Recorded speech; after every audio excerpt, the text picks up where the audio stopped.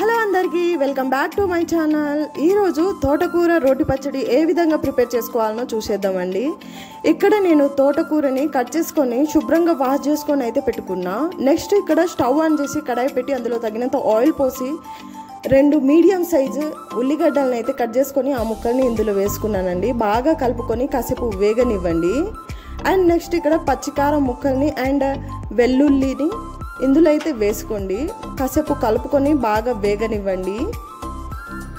2 medium size టమాటాలని cut చేసుకుని ఆ ముక్కల్ని ఇందులో వేసుకొని బాగా కలుపుకొని కాసేపు వేగనివ్వండి. నెక్స్ట్ 1 స్పూన్ ఉప్పు, సగం స్పూన్ పసుపుని అయితే వేసుకొని బాగా కలుపుకొని కాసేపు వేగనివ్వండి.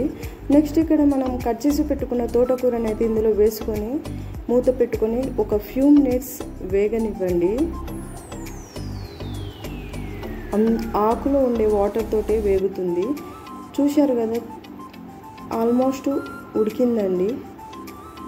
బాగా కలుపుకొని ఒక ఫ్యూ మినిట్స్ మూత పెట్టుకోండి. అండ్ తర్వాత ఒక 4-5 రెమ్మల చింతపండుని కొద్దిగా వాటర్ని వేసుకొని కలుపుకొని కాసేపు ఉడకబెట్టండి. చూశారు కదా, ఒక ఫ్యూ మినిట్స్ తర్వాత ఈ విధంగా అయితే ఉంది. ఆల్మోస్ట్ ఉడికిందండి. అండ్ తర్వాత ఇందులో అయితే మనం ఒక పేస్ట్ని రెడీ చేసుకుందాం. పెనం పెట్టుకొని 1/2 స్పూన్ మెంతులు, 1/2 స్పూన్ జీలకర్ర అండ్ 1/2 స్పూన్ ధనియాలు అండ్ 1 స్పూన్ పల్లీని వేసుకొని వేగనివ్వండి. అండ్ నెక్స్ట్ 2 స్పూన్స్ నువ్వులను అయితే వేసుకొని కాసేపు వేగనివ్వండి. దీన్ని మనం పేస్ట్ చేసుకుందాం జార్లో వేసుకొని. చూశారు కదా, ఫైన్ పేస్ట్ ఈ విధంగా అయితే ప్రిపేర్ చేసుకోండి.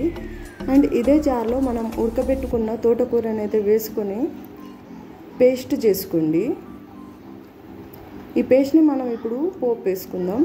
సో స్టవ్ ఆన్ చేసి కడాయి పెట్టి అందులో తగినంత ఆయిల్ పోసుకొని పోపు దినుసులు వేసుకోండి. అండ్ జీలకర్ర వేసుకోండి. నెక్స్ట్ వెల్లుల్లిని కూడా వేసుకోండి. అండ్ తర్వాత కరివేపాకుని కూడా వేసుకోండి. అండ్ తర్వాత మనం పేస్ట్ చేసుకున్న పేస్ట్ని అయితే ఇందులో వేసుకొని బాగా కలుపుకోండి.